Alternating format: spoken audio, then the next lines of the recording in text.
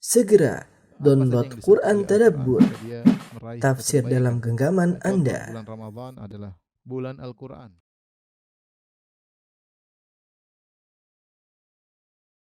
Bismillahirrahmanirrahim. Assalamualaikum warahmatullahi wabarakatuh.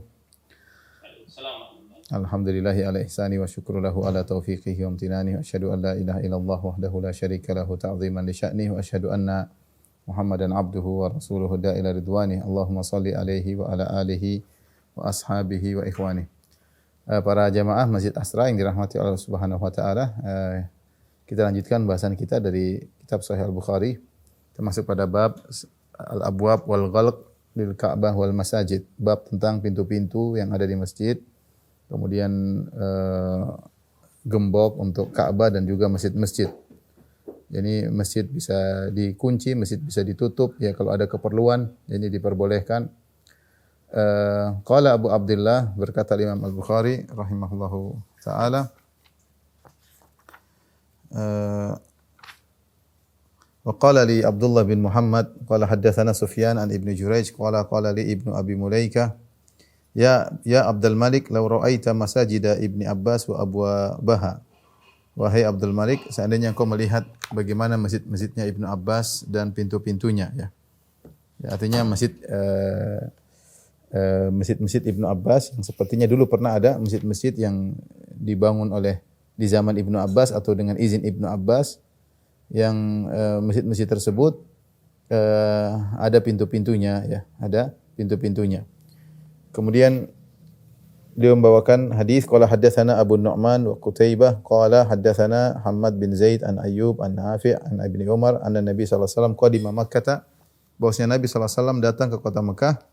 Fada'a Utsman bin Talhah fa fatahal bab.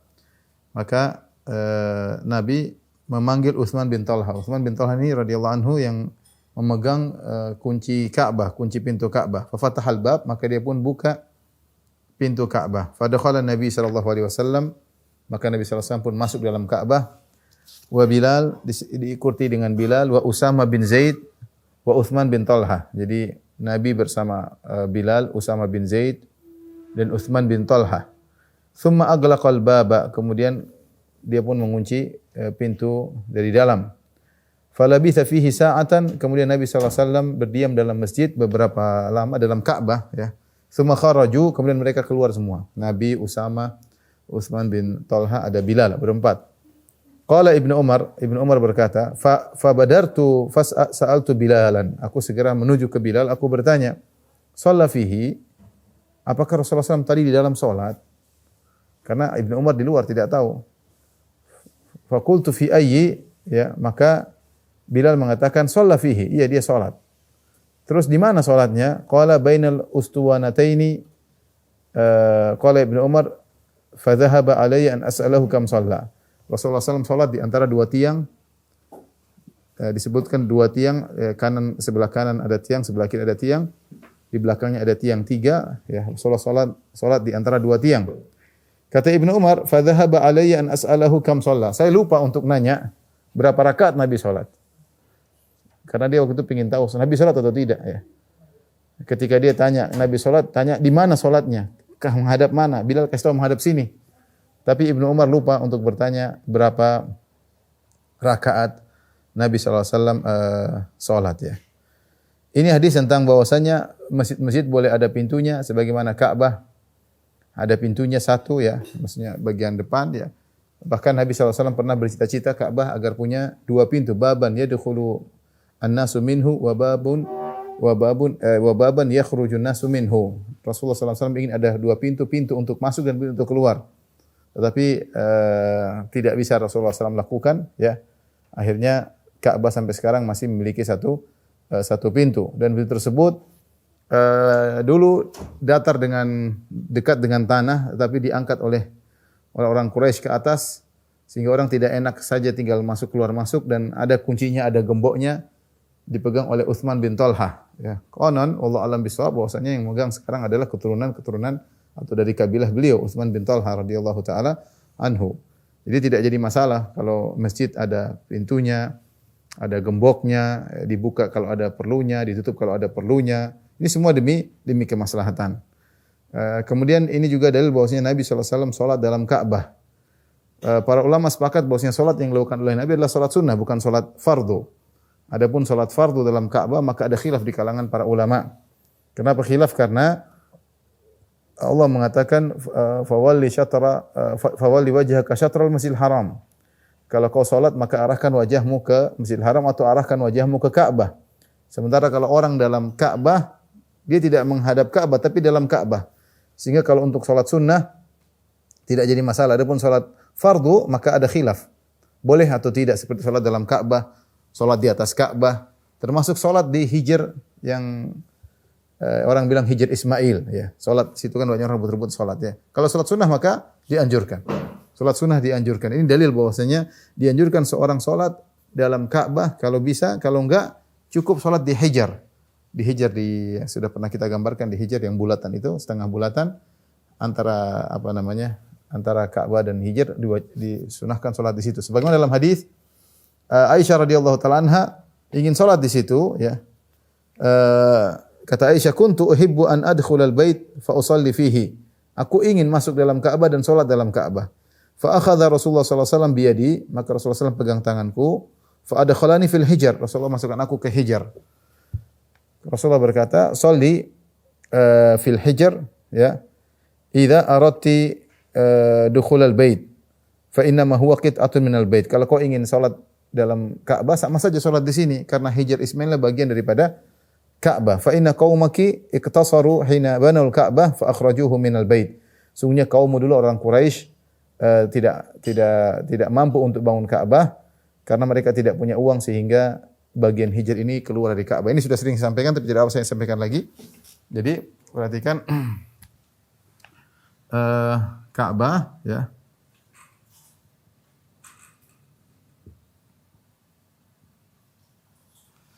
Di sini pintunya, pintu Ka'bah. Nabi SAW masuk sholat di dalam sini, sholat dalam sini, dalam Ka'bah. Ya, kemudian di sini ada namanya Hijr, Al-Hijr. Ya. Al-Hijr. Orang namanya Al-Hijr. Orang bilang Hijr Ismail. Tapi penamaan Hijr Ismail ini keliru, harusnya Hijr saja, Al-Hijr. Karena tidak ada kaitannya dengan Ismail. Sampai ada yang menyangka bahwasanya Ismail dikubur di bawah situ. Nah, ini asalnya Ka'bah sampai di sini. Asalnya Ka'bah sampai di sini. Ya. Asalnya itu Ka'bah sampai sini. Cuma orang-orang Quraisy dahulu mereka enggak punya duit karena mereka ketika bangun Ka'bah mereka mempersyaratkan harus dari harta halal, tidak boleh dari hasil zina, tidak boleh dari hasil riba, sehingga uang mereka kurang. Qasaratuhumun nafaqah, uang mereka kurang, sehingga mereka bangun Hijr, Al-Hijr sebagai tanda bahwasanya Ka'bah itu sampai di sini. Ya. Sebagai tanda bahwasanya Ka'bah itu sampai di sini. Dari sini kita tahu bahwasanya harusnya Ka'bah itu bangunannya sampai sini. Nah, orang yang sholat di sini sama saja dia sholat dalam Ka'bah. Dalam Ka'bah. Sampai Aisyah radhiyallahu taala anha ketika ingin masuk Ka'bah kata Nabi tidak usah, dibawa tangannya suruh masuk sini aja, salat sini aja karena salat sini sama saja salat dalam Ka'bah enggak ada bedanya. Ya, hanya saja di hukum salat dalam Ka'bah, salat dalam Ka'bah demikian juga ada yang mengatakan di atas Ka'bah hukumnya ya untuk salat sunnah maka dianjurkan, mustahab. Adapun salat fardu, kalau ada salat fardu di situ gimana hukumnya? Salat fardu maka ada khilaf, ada yang bilang boleh, ada yang mengatakan tidak boleh. Ya. Tapi intinya siapa yang salat dalam sini sama dengan salat dalam sini. Nah, kalau antum presiden, ya antum salatnya sini. Tapi kalau cuma takmir di masjid atau jadi ustadz ya di sini aja ya. Sama aja ya. Sama aja dalam apa? Dalam Ka'bah. Kalau presiden orang besar ya. Tapi kalau kita ini ya cukup di situ alhamdulillah sama saja dalam Ka'bah. Taib, kita lanjutkan bab Bab dukhul musyrik al-masjidah, bab masuknya seorang musyrik dalam masjid, ya.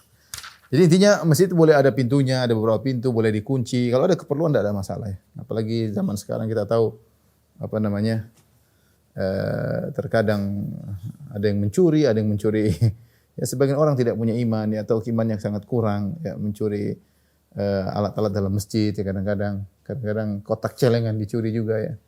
Jadi karena tidak mengapa dikunci dan dijaga.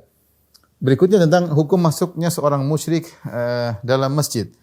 Al-Imam Al-Bukhari berkata, qala haddatsana Qutaibah qala haddatsana Laitsu an Sa'id bin Abi Sa'id, ya.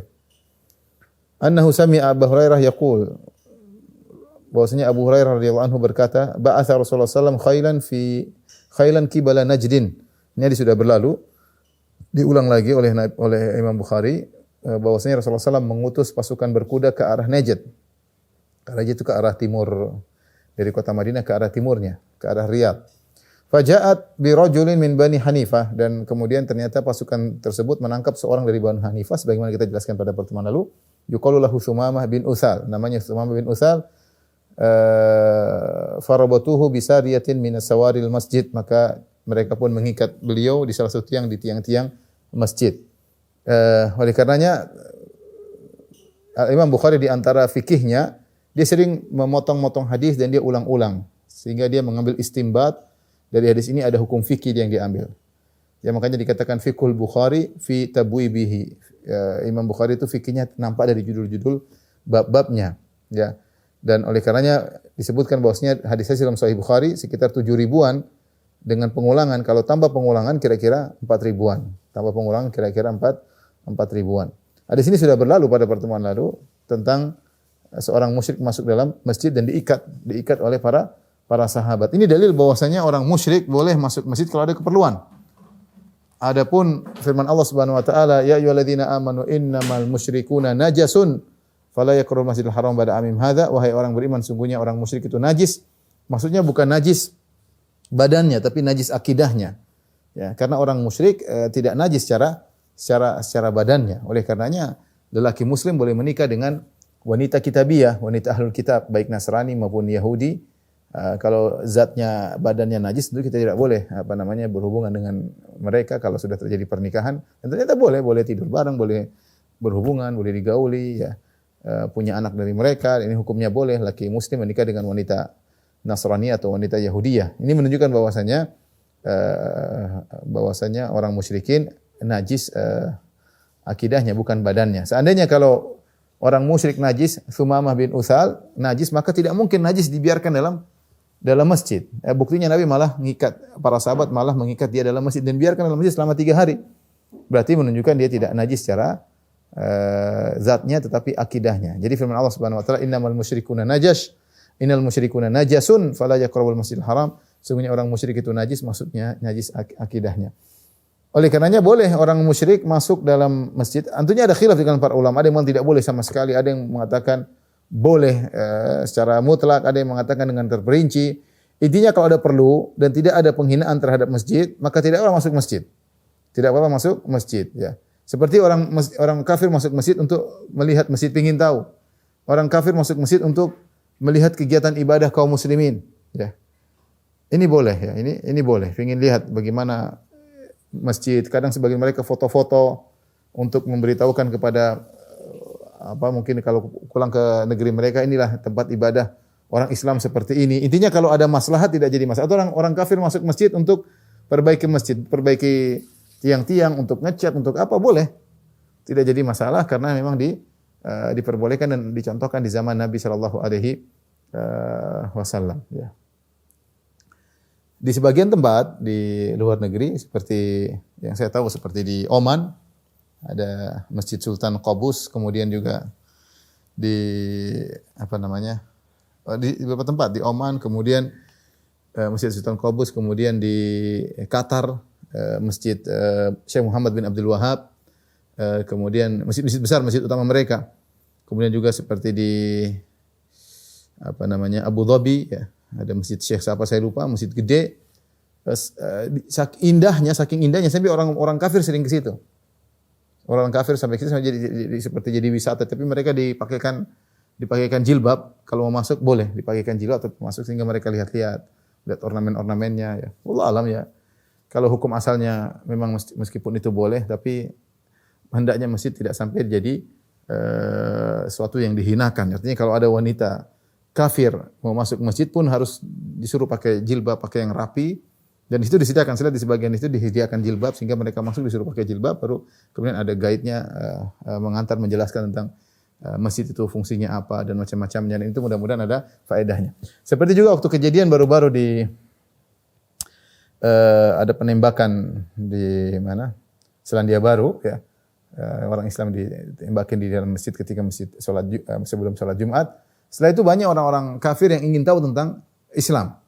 Teman-teman di Australia cerita, di Sydney, ya, di Melbourne, mereka cerita bahwasanya mereka buka kelas di masjid, mungkin dikasih kursi-kursi, orang-orang Nasara pada datang pengen tahu. Maka mereka jelaskan tentang Islam, karena mereka pada penasaran kenapa ada orang jengkel, orang di tempat ibadah kok dibunuhin. Mungkin mereka tidak terfikir untuk nengok tentang Islam, mereka nggak tahu sama sekali. Padahal kalau mau cari informasi tentang Islam sangat banyak. Tapi mereka namanya hidayah, mereka tidak ngeklik Masjid Astra misalnya, enggak, ya mereka gitu aja hidup dalam kehidupan, tidak kenal masjid, tidak kenal Islam sama sekali, sehingga ketika mereka ingin tahu Islam, mereka datang ke markas-markas Islam, ke masjid-masjid Islam. Teman-teman waktu itu kasih kabar sama saya, mereka banyak orang kafir datang dan mereka ingin tahu, diberikan di tempat duduk, kemudian mereka duduk dijelaskan tentang apa Islam dalam masjid. Contoh orang kafir masuk masjid ada kemaslahatan. Jadi intinya boleh, tapi bukan dalam rangka menghina masjid, bukan dalam rangka untuk menandakan Islam. Kalau ada maslahat, tidak ada masalah seperti dalam hadis ini. Makanya ini juga bantahan kepada kelompok Islam Jamaah yang mudah mengepel-ngepel kalau ada orang Islam masuk masjid. Orang masuk masjid dipel-pel ya, dipel-pel. Mereka mungkin wallahu alam apa mereka meyakini bahwasanya kita ini kafir, atau sebagian mereka mengatakan ini tidak tahu cara bersuci. Tidak tahu cara bersuci, sehingga kalau masuk masjid harus dipel. Dan itu dilakukan oleh mereka. Saya nggak tahu sekarang apakah sudah ada perubahan fikih karena kondisi yang membuat mereka sulit untuk mempertahankan fikih seperti itu. Tapi kalau dulu iya, karena ada sebagian keluarga dari sebagian keluarga yang seperti itu. Jadi memang dipel, dilap, lewat dipel. Sampai di antara mereka bilang kalau ada temannya di depan rumah mereka terkadang ada keran, kalau pulang dari mana dilap, sebagian kata teman saya yang Islam Jamaah dulu cerita, sampai sebagian anak kita Ustaz kalau dia main, kita ragu-ragu, kita jeburin dalam bak keluar. Jadi biar maksudnya khawatir dia bawa najis. Tidak tahu bernajis sehingga ada was-was luar biasa. Kalau masuk di rumah mereka, di masjid mereka harus dipel, harus dipel ya. Sampai ada teman saya cerita ada satu masjid Islam Jamaah di tempat mereka. Itu di zaman dulu, mungkin sekarang sudah modern, saya nggak tahu. Intinya dia sengaja masuk di masjid Islam Jamaah, kemudian dia jalan-jalan, kemudian dia pegang-pegang dindingnya. Wah, mereka kerja bakti akhirnya setelah itu. Harus ngepel semuanya karena dianggap mungkin tangannya ada najis. Fikih enggak tahu fikih dari mana ya. Ini orang Islam loh. Ini Tsumamah bin Usal, mana tahu mandi junub, dia musyrik. Enggak tahu mandi junub, enggak tahu bersihin najis, tapi diikat. Dan tidak ada Rasulullah suruh pel-pel, suruh lap-lap, enggak ada. Ya, kalau sudah namanya kejahilan repot ya. Makanya ketika tidak belajar dengan guru yang jelas, akhirnya punya fikih sendiri yang aneh-aneh seperti tadi. Wallahu a'lam bishawab. Kita lanjutkan bab raf'us saut, babun raf'us sauti fil masajid atau babu raf'is sauti fil masajid. Al-Imam Al-Bukhari berkata, qala haddatsana Ali bin Abdullah qala haddatsana Yahya bin Sa'id qala haddatsana Al-Ju'aidu ibn Abdurrahman qala haddatsani Yazid bin Khusaifah an Sa'ib bin Yazid qala kuntu qa'iman fil masjid fa hasabani rajulun. Suatu hari aku berdiri di masjid, tiba-tiba ada orang melemparku dengan kerikil, yaitu melempar ringan, maksudnya manggil. Dalam sebagian riwayat yang lain disebut kuntu na'iman, aku sedang tidur di masjid atau ada yang ngelemparin aku dengan kerikil. Seorang melempar aku dengan kerikil. Fa nadhartu fa idza Umar bin Khattab. Aku lihat siapa yang lempar, ternyata Umar bin Khattab, yaitu dipanggil. Aku datang, kenapa? Idhab fa'ti bihadaini. Kata Umar, panggil dua orang situ. Ada dua orang ngomong-ngomong keras, wa usin. Ini di zaman kekhilafahan Umar bin Khattab radhiyallahu anhu. Kata Umar, fa'ti bihima, datangkan mereka berdua ke sini. Faji'tuhu bihima, aku pun mendatangkan dua orang tersebut kepada Umar. Umar kemudian bertanya, "Man antuma?" Siapa kalian berdua ini di Masjid Nabawi? "Au min aina antuma?" Atau Umar berkata, "Dari mana kalian berdua?" Qala min ahli Taif, kami dari penduduk kota Taif. Artinya orang musafir, bukan penduduk setempat, bukan penduduk kota Madinah, berarti kan jauh. Dari Mekah, Taif, jadi jauh, jadi orang musafir. Qala, ternyata Umar panggil mereka berdua ini ada masalah. Tapi Umar sebelum memberi hukuman, Umar tanya dulu. Siapa tahu orang tersebut jahil dalam melakukan kesalahan. Kesalahan mereka apa? Mereka angkat suara keras di Masjid Nabawi. Tidak sopan. Di Masjid Nabawi tidak boleh seorang angkat keras, apalagi di situ ada Nabi SAW ya. Ketika masih hidup tidak boleh angkat suara, demikian juga ketika meninggal tidak boleh kita angkat suara kecuali ada keperluan. Maka Umar menegur, kata Umar bin Khattab, "Lau kuntuma min ahlil balad," seandainya kalian berdua dari kota Madinah, la auja'tukuma, tentu aku akan menghukum kalian berdua. Kenapa? Tarfa'ani aswatakuma fi masjid Rasulillah sallallahu alaihi wasallam. Kalian berdua mengangkat suara di masjid Rasulullah. Ya. Dan Allah mengatakan, "Ya ayyuhallazina amanu la tarfa'u aswatakum fawqa sautin nabi."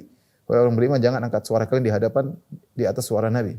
Wala tajharulah, jangan kalian keraskan suara kalian di hadapan Nabi sallallahu alaihi wasallam. Dan mereka menghormati Nabi sallallahu alaihi wasallam. Nabi sallallahu alaihi wasallam jasadnya masih ada di situ, ya, tidak dimakan oleh tanah.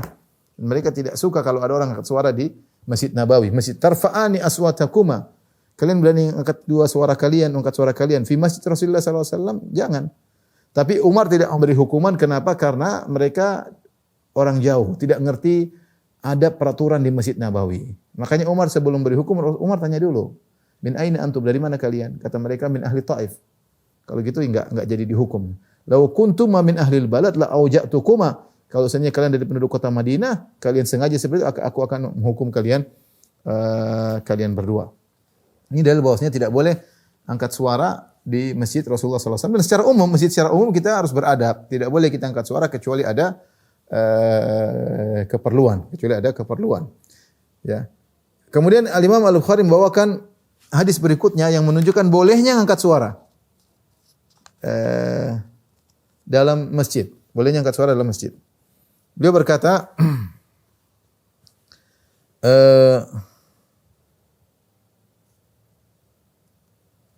qala haddatsana Ahmad qala haddatsana Ibnu Wahb qala akhbarani Yunus bin Yazid an Ibn Shihab qala haddatsani Abdullah bin Ka'ab bin Malik anna Ka'ab bin Malik akhbarahu. Dari Ka'ab bin Malik radhiyallahu anhu, beliau mengabarkan annahu taqadha ibna Abi Hadrat dainan lahu. Suatu hari Ka'ab bin Malik nagih hutang sama seorang sahabat lainnya yang disebut dengan Ibnu Abi Hadrat. Dia punya hutang, dia tagih. Sampai dainan lahu alaihi fi ahdi Rasulillah sallallahu alaihi wasallam, di zaman Rasulullah SAW dia tagih fil masjid, di Masjid Nabawi. Jadi dia ketemu langsung nagih hutang. Ini berarti boleh nagih hutang di masjid. Nagih hutang di masjid, ya. Dia nagih hutang di masjid, ini ceritanya. Ya. Akhirnya mungkin ada sesuatu, fartafa'at aswatuhuma. Mereka berdua angkat suara dalam masjid, mungkin setelah sholat, setelah apa, mereka angkat suara dan Rasulullah SAW masih dalam rumah. Masih dalam rumah, kebetulan ketemu, tak ada masalah, mereka angkat suara di masjid Rasulullah SAW. Hatta sami'aha Rasulullah SAW wa huwa fi baitihi. Sampai ternyata Nabi mendengar suara mereka berdua sementara Nabi dalam rumah. Ini dalil bahwasanya mereka angkat suara dalam masjid Rasulullah SAW. Tapi kan ada sesuatu permasalahan, ada keperluan, mungkin karena perdebatan masalah hutang. Fa kharaja ilaihima Rasulullah SAW hatta kasyafa sijfa hujratihi. Maka Rasulullah SAW pun keluar sampai Rasulullah SAW buka tirai rumahnya. Wa nada, kemudian Rasulullah SAW juga angkat suara. Rasulullah SAW angkat suara. Ini Rasulullah SAW masih hidup tentunya. Angkat suara dan Rasulullah SAW di situ. Rasulullah SAW juga angkat suara. Rasulullah berkata, "Ya Ka'ab." Rasulullah panggil, berarti Rasulullah angkat suara. "Ya Ka'ab bin Malik, ya Ka'ab, wahai Ka'ab bin Malik, wahai Ka'ab." Qala labbaik ya Rasulullah. Ketika dipanggil dia lagi debat sama Ibnu Abi Hadrat, ya. Ibnu Abi Hadrat, maka dia pun balik, dia mengatakan, "Labbaik ya Rasulullah, aku penuhi panggilan ya Rasulullah." Fa asyara bi yadihi, Rasulullah kasih isyarat sama tangan, entah begini, entah bagaimana, intinya an da'i syatra min dainik. Jadi Rasulullah kasih isyarat, maknanya sudah jangan tagih seluruhnya, tagih separuh aja. Maafkan setengahnya. Rasulullah tapi tidak ngomong, Rasulullah pakai isyarat, tapi Ka'ab bin Malik faham, maksudnya potong setengahnya. Ka'ab bin Malik langsung mengatakan, "Qad fa'altu ya Rasulullah." Ya. Kalau Rasulullah SAW kum faqdihi, kata Kata Ka'ab bin Malik, "Ya Rasulullah, saya menjalankan wasiatmu, saya gugurkan setengah utangku padanya." Rasulullah SAW berkata, "Kum faqdhihi." Kalau gitu bayar itu setengahnya. Ya. Ini dalil bahwasanya boleh angkat suara kalau ada keperluan, seperti manggil seorang, di antaranya seperti tadi ternyata ada ada keperluan. Ya. Di antaranya kata para ulama seperti kalau ada taklim boleh angkat suara. Ya. Intinya ada maslahat dan tidak menunjukkan ketidakberadaban di masjid. Ya. Tapi kalau ada ngangkat suara menunjukkan ketidakberadaban, misalnya ketawa terbahak-bahak atau teriak-teriak tidak ada keperluannya, ya ini tentu tidak diperbolehkan. Tapi kalau ada ngangkat suara karena ada keperluan, maka tidak jadi masalah. Dan ini dalil bahwasanya isyarat kalau memberikan makna, maka mengambil hukum. Isyarat kalau memberikan makna mengambil hukum. Seperti dalam jual beli banyak kita tidak perlu ngomong. Taruh isyarat, ambil duit, taruh lagi ambil duit, ngambil barang, sudah dengan isyarat seperti itu sudah dipahami tentang keridhaan. Ya, karena sebagian mazhab agak ketat dalam masalah ini seperti mazhab Syafi'i, ya bahwasanya harus ada perkataan ijab dan qabul yang menunjukkan keridhaan karena di antara syarat jual beli adalah ridha. Tapi kalau isyarat atau gerakan sudah menunjukkan, maka tidak jadi masalah. Lihat Nabi SAW kasih isyarat, Ka'ab bin Malik faham bahwasanya hendaknya digugurkan setengah hutang. Dan ini di antara sunnah, kalau ada orang kita nagih hutang sama orang, kita tidak usah tagih seluruhnya. Kalau kita lagi banyak duit sudah kita maafkan. Kalau kita kurangi juga boleh, ya. Utang dia 10 juta, kita udah bayar 5 juta aja, atau bayar 3 juta atau bayar 7 juta aja, kita gugurkan sebagian, maka ini juga berpahala. Atau kalau tidak, kita tidak ikhlaskan, kita tidak gugurkan, kita kasih waktu dia tunda, ya sudah nanti lagi. Kamu enggak punya duit ya. Wa in kana dzu usratin fanadhiratun ila maisarah wa anta saddaqu khairul lakum. Kata Allah Subhanahu wa taala, kalau dia tidak mau bayar, maka beri tanggungan, tunda enggak apa-apa. Tapi kau bersedekah lebih baik, kau ikhlaskan lebih baik atau kau ikhlaskan sebagiannya lebih baik. Dan kita tahu bahwasanya di antara amal yang bisa membuat seorang masuk surga adalah mengikhlaskan hutang. Ya, bahasa kita mengikhlaskan artinya menggugurkan hutang karena Allah Subhanahu wa taala. Baik, hadis berikutnya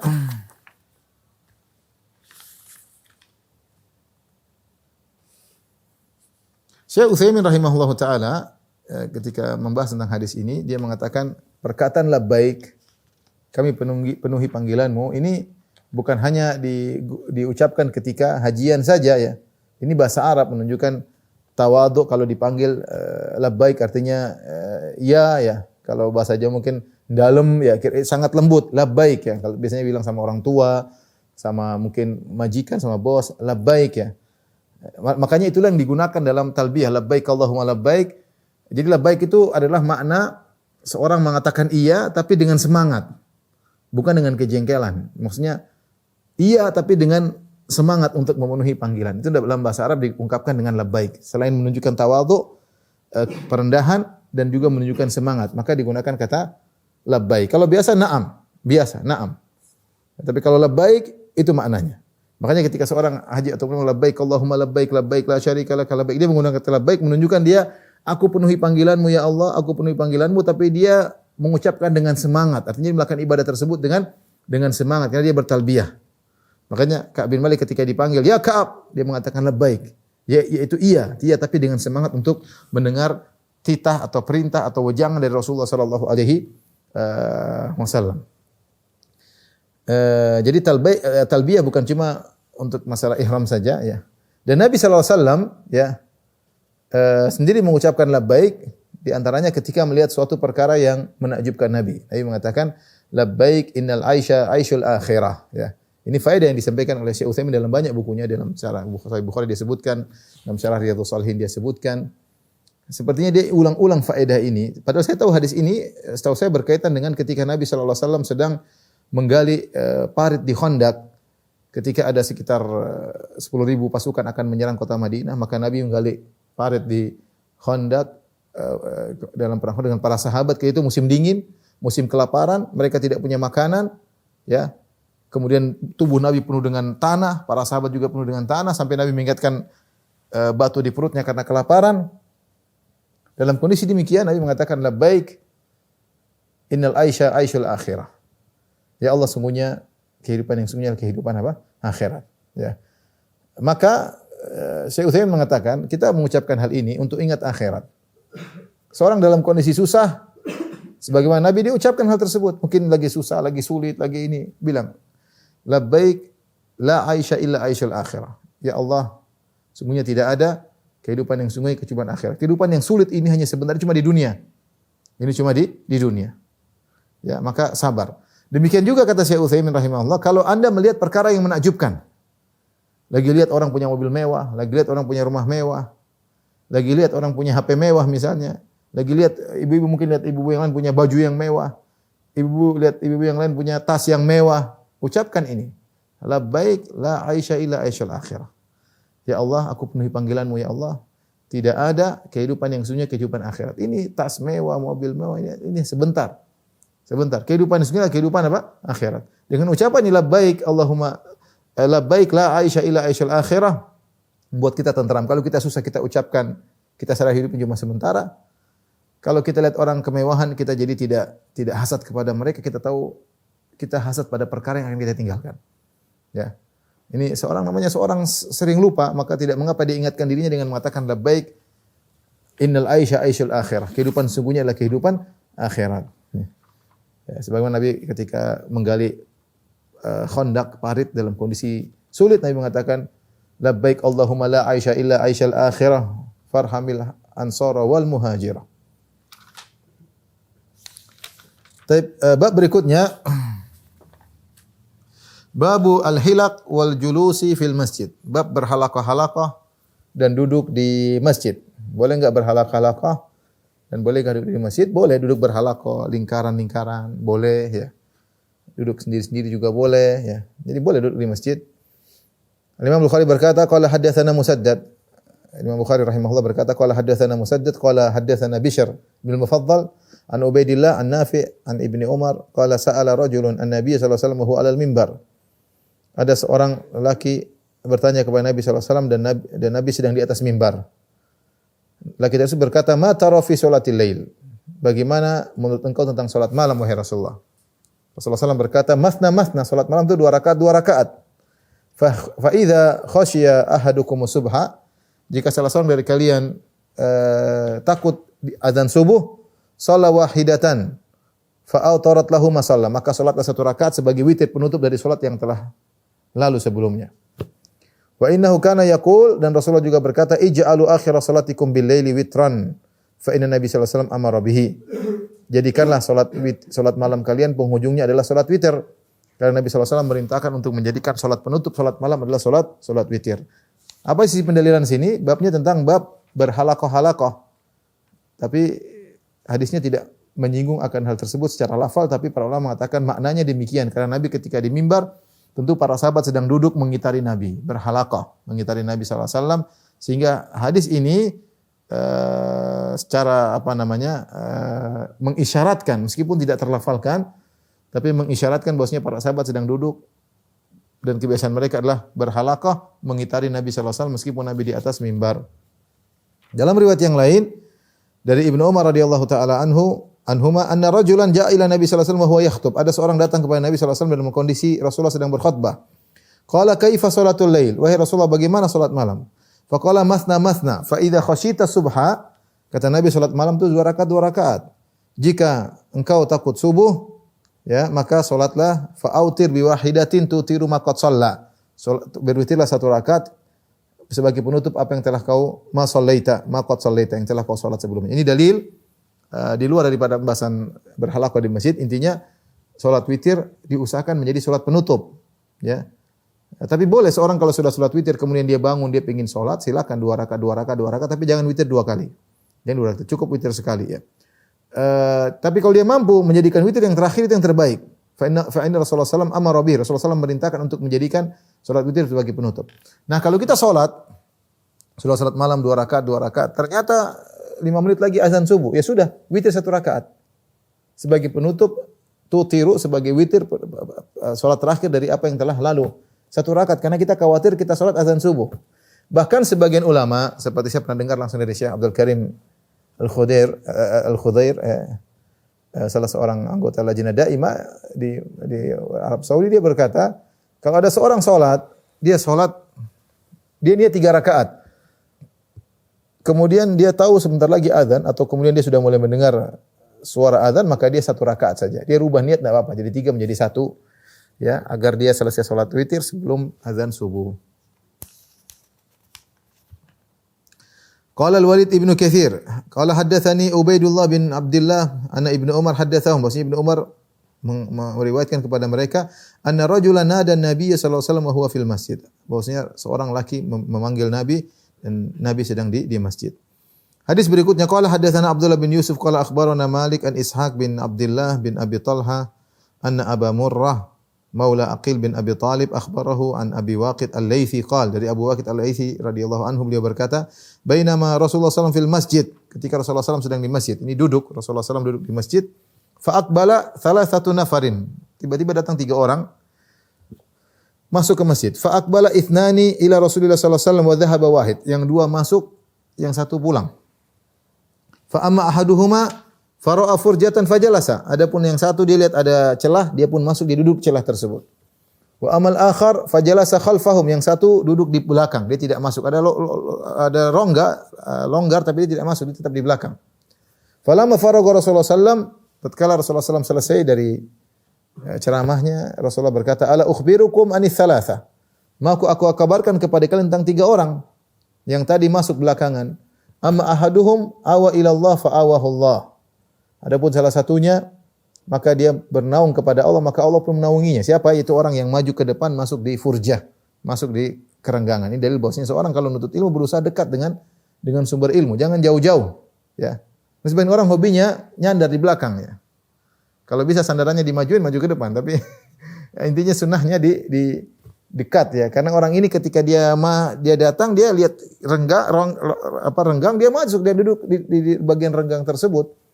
Dan kata Nabi sallallahu alaihi wasallam, amma ahdum awa ila Allah fa awahu Allah. Yang 1 yang pertama ini dia ingin bernaung kepada Allah, maka Allah pun menaunginya. Wa amal akhar fastahyallahu minhu. Adapun satunya dia malu-malu ke depan, dia di belakang, maka dia malu dan Allah pun malu kepada dia. Wa amal akharu fa aradallahu anhu. Adapun yang satunya dia tidak masuk, dia pulang, dia berpaling dari Allah, Allah pun berpaling dari dia. Ya, Allah pun berpaling dari dia. Ya, ini dalil bahwasanya tentang duduk di masjid, ya. Duduk di masjid boleh duduk dengar pengajian, ya. Kalau ada orang datang kemudian duduk. Dan hadis ini dijadikan dalil oleh jumhur ulama bahwasanya salat tahiyatul masjid tidak wajib. Salat tahiyatul masjid tidak wajib. Kenapa orang ini datang dia langsung masuk? Tidak disebutkan dia salat tahiyatul masjid dulu. Dia datang di majelis langsung dia duduk. Dia datang di masjid langsung dia duduk, ya. Dan ini menunjukkan salat tahiyatul masjid tidak wajib. Ini pendapat jumhur ulama. Bahkan sebenarnya mengatakan ijma' salat tahiyatul masjid tidak wajib, hanya sunnah muakkadah, sunnah yang ditekankan namun tidak sampai pada derajat wajib. Dalil yang lain seperti Rasulullah melihat ada orang masuk ke masjid kemudian dia langkahkan kaki, takhata ala riqabin nas, dia langkah kaki di atas pundak orang, kata Rasulullah SAW, ijlis faqad adait, duduk kau sudah mengganggu orang. Rasulullah tidak suruh salat tahiyatul masjid, Rasulullah suruh duduk langsung. Berarti boleh, ya. Demikian juga kisah Ka'ab bin Malik ketika dikabarkan dia diterima taubatnya oleh Allah Subhanahu wa taala, maka dia datang ke Masjid Nabawi dan dia masuk dan dia ketemu orang dan tidak disebutkan dia salat tahiyatul masjid terlebih dahulu. Wallahu alam bisawab. Salat tahiyatul masjid salat yang ditekankan tapi tidak sampai pada derajat wajib, hanya sunnah, ya. Sunnah yang sangat ditekankan. Tapi bab berikutnya, bisa ada waktu, bab al-istilqa fil masjid, ya. Al-istilqa fil masjid yaitu berbaring di belakang begini, ya, sambil menjulurkan kaki, itu namanya istilqa, ya. Boleh enggak begitu di masjid? Jawabannya boleh. Al-Imam Al-Bukhari berkata, qala haddatsana Abdullah bin Maslamah an Malik an Ibn Shihab an Abbad bin Tamim an ammihi annahu ra'a Rasulullah sallallahu alaihi wasallam mustalqiyan fil masjid wadi'an ihda rijlaihi 'ala al-ukhra. Aku melihat Nabi sallallahu alaihi wasallam di masjid berbaring di atas pundaknya, ya. Kemudian meletakkan kaki kanannya, salah satu kakinya di atas yang lainnya. Jadi kakinya diletakkan, entah begini, kiri di atas kanan atau kanan di atas kiri. Biasa kita baring gini sambil kakinya begini, biasa. Ya. Wan Ibnu Syihab, dan dari Ibnu Syihab dan Sa'id ibn Musayyib, demikian dari Sa'id ibn Musayyib seorang tabi'in, dia berkata, "Kana Umar wa Utsman yaf'alani dzalik." Umar dan Utsman juga melakukan demikian. Jadi boleh seorang berebah di masjid sambil kakinya diletakkan di atas salah satunya. Ini dalil bolehnya akan hal tersebut. Datang sebagian riwayat yang melarang seorang meletakkan kaki di atas yang lainnya. Namun dijelaskan para ulama bisa jadi dilarang karena takut aurat terbuka atau ada kondisi duduk tertentu atau hukumnya makruh, tapi Nabi melakukannya dan Umar dan Utsman melakukannya, jadi tidak mengapa. Bahkan terkadang dengan meletakkan kaki di atas satunya, orang pakai sarung lebih menutup. Kalau dibuka mungkin bisa kelihatan, dia meletakkan boleh menutup. Dan juga Syekh Utsaimin rahimah mengambil dalil dari ini bahwasanya boleh seorang duduk misalnya kemudian dia menjulurkan kedua kakinya ke arah kiblat karena tidak ada dalil yang melarang. Tidak ada dalil yang melarang. Kecuali depannya ada Al-Qur'an, itu menunjukkan secara urf penghinaan. Tapi kalau di depan tidak ada Al-Qur'an, sekedar menjulurkan kaki letih, menjulurkan kaki, tidak jadi masalah. Ada yang mengatakan tidak boleh itu menghina kiblat. Tidak ada masalah. Enggak ada masalah, boleh menjulurkan kaki. Dan sebagaimana para ulama mengatakan, fuqaha mengatakan kalau orang sakit, dia boleh sholat dengan begitu caranya. Jadi menghadap kiblat, kakinya dijulurkan, menurut dia sulit untuk duduk, kakinya dijulurkan, dan dia sholat. Meskipun kakinya dijulurkan kiblat, tidak jadi masalah. Sama dengan kalau seorang sholat dalam kondisi duduk, dia enggak mampu, ya, disandarkan di tempat tidur, maka dia menghadap kiblat, kakinya dijulurkan, dihadap kiblat, tidak jadi masalah.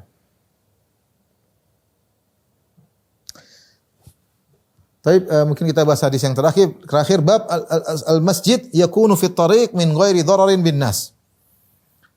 Mengambil tempat masjid di jalan tapi tidak memberi mudarat kepada orang lewat, ya. Maksudnya bagaimana? Wa bihi qala al-Hasan wa Ayyub wa Malik. Ini pendapat Hasan dan Ayyub dan Malik bahwasanya tidak mengapa kita bikin masjid di areal jalan selama tidak menghalangi orang. Jalannya luas. Kita ada masjid agak menjorok ke jalan tapi tidak mengganggu orang, tidak jadi masalah. Apalagi cuma di pinggir jalan. Tidak mengambil jalan orang banyak, tidak jadi masalah. Al-Imam Bukhari berkata, qala haddatsana Yahya bin Bukair, qala haddatsana Laits an Uqail an Ibn Shihab, qala akhbarani Urwah bin Zubair an Aisyah zaujan Nabi sallallahu alaihi wasallam qalat. Dari Aisyah radhiyallahu taala anha, ummul mukminin istri Nabi sallallahu alaihi wasallam, beliau berkata, lam aqil abawaya illa wa huma yadinani dina. Tidaklah aku memahami kecuali kedua orang tuaku sudah beragama Islam.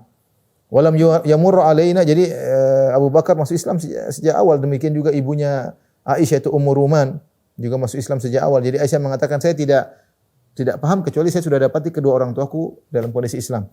Walam yamurru alaina yaumun illa ya'tina fihi Rasulullah sallallahu alaihi wasallam tarafain nahar bukratan wa ashiya. Dan tidak ada satu hari pun lewat, saya ingat saya sejak kecil, tidak ada satu hari pun lewat kecuali Rasulullah SAW pasti datang ke rumah. Entah siang, entah sore, ya, entah pagi, entah siang, entah sore, Rasulullah pasti datang, ya, di rumah. Dan ini menunjukkan kedekatan Nabi SAW dengan Abu Bakar. Setiap hari Nabi mampir ke Abu Bakar radhiyallahu taala anhu. Ya. Padahal dalam hadis dikatakan zur ghibban tazdad hubban, kunjungilah sesekali akan menambah kasih sayang. Ya, tapi kalau ada keperluan seperti Nabi dengan Abu Bakar tiap hari, Rasulullah ketemu dengan Abu Bakar. Kata Aisyah tidak ada satu hari lewat pun kecuali Nabi pasti mampir. Ada urusan dakwah, ada urusan macam-macam. Summa badali Abi Bakar fabtana masjidan bi fina'i darihi. Kemudian Abu Bakar pun punya ide untuk membuat masjid di areal rumahnya. Ini sebenarnya hadis diringkas oleh Imam Bukhari. Ya sebenarnya berikutnya adalah ada yang dipotong. Yang dipotong itu bahwasanya Abu Bakar radhiyallahu taala anhu pergi meninggalkan kota Mekah karena dia merasa dipersulit oleh penduduk kota Mekah. Dia ingin pergi keluar kota, ingin berhijrah, ingin beribadah kepada Allah Subhanahu wa taala, ya. Sampai akhirnya ada seorang namanya Ibnu Dugunnah mengatakan, "Wahai Abu Bakar, kau kemana?" Ya, "Saya ingin pergi, ingin berdoa, ingin beribadah kepada Allah. Orang kaumku membuat aku repot, tidak bisa beribadah." Maka Ibnu Dugunnah berkata, "Mithluka la yukhraj wa la yakhruj." Orang seperti kamu tidak boleh keluar dari negerimu dan tidak boleh diusir karena engkau orang baik. Innaka tasilur rahim, kau suka menyambung silaturahmi, kau suka jujur. Akhirnya dia pulang, suruh kamu pulang ibadah kepada Allah, aku jadi jaminannya. Padahal Ibnu Dugunnah musyrik juga, tapi dia hormat sama Abu Bakar. Saya akan sampaikan kepada orang Quraisy, silakan kau beribadah, jangan ada yang ganggu kamu. Akhirnya Abu Bakar salat di rumah, dalam rumah. Salat di rumah, dia tidak bisa ke masjid, dilarang. Sampai akhirnya Abu Bakar punya ide, Salat dalam rumah terus, dia gelisah, dia pingin salat, pingin di luar. Tsumma badali Abi Bakar fabtana masjidan bi fina'i dari. Maka dia pun buat masjid semacam musalla di areal rumahnya, di pelataran rumahnya. Di situ orang lewat tentu, tapi tidak jadi masalah. Ini yang jadikan dalil dalam hadis ini bahwasanya boleh membuat musalla di tempat lalu lalang selama tidak menghalangi orang. Apalagi zaman dulu kan tanah luas ya. Sampai sekarang pun di Saudi pun tanah masih luas. Ya, jadi Abu Bakar membuat areal musalla di depan rumahnya. Bi fina'i darihi. Fakana yusalli fihi, maka dia pun salat di situ. Wa yaqra'ul Qur'an, dan dia baca Al-Qur'an. Fayaqifu alaihi nisa'ul musyrikin wa abna'uhum. Ternyata wanita-wanita musyrikin akhirnya berhenti dengerin. Karena Abu Bakar baca dengan merdu, baca ayat-ayat yang luar biasa dan mereka paham bahasa Arab. Apa sih yang dibaca oleh Abu Bakar? Bukan cuma wanita-wanita, anak-anak mereka juga wa abna'uhum. Anak-anak musyrikin juga ingin dengar. Ya'jabuna minhu, mereka pun kagum dengan bacaan Abu Bakar radhiyallahu taala anhu. Ya, wa yanzuruna ilaihi, dan mereka pun melihat Abu Bakar. Wa kana Abu Bakrin rajulan bakkaan. Kata Aisyah, Abu Bakar adalah seorang yang suka mudah menangis. La yamliku ainaihi idza qara'a al-Qur'an, dan Abu Bakar tidak bisa menahan air matanya kalau dia baca Al-Qur'an. Abu Bakar tidak bisa menahan air matanya kalau dia baca Quran, ya. Dan ini semakin menjadikan para ibu-ibu ketika itu, ibu-ibu musyrikin dan anak-anak semakin tertarik. Abu Bakar baca, bayangkan dia baca Al-Qur'an dengan menangis, menghayati, dan itu mengaruhi mereka. Fa afza'a dzalika asyrafa Quraisyin minal musyrikin. Akhirnya orang Quraisy jadi takut, wah ini gawat ini. Kita melarang-larang orang untuk dengar Muhammad, melarang orang dengar Abu Bakar, anak-anak kita, istri kita malah dengerin Abu Bakar, ya. Malah terpengaruh dengan Abu Bakar. Ini intinya, ini kisah panjang tentang kondisi sebelum hijrah. Tapi intinya boleh membuat masjid di areal yang tempat lalu lalang selama tidak menghalangi orang yang lewat, ya. Demikian jamaah Masjid Asra, apa yang saya sampaikan, kurang lebih saya mohon maaf. Insyaallah kita lanjutkan pekan depan. Wabillahi taufiq wal hidayah. Assalamualaikum warahmatullahi wabarakatuh.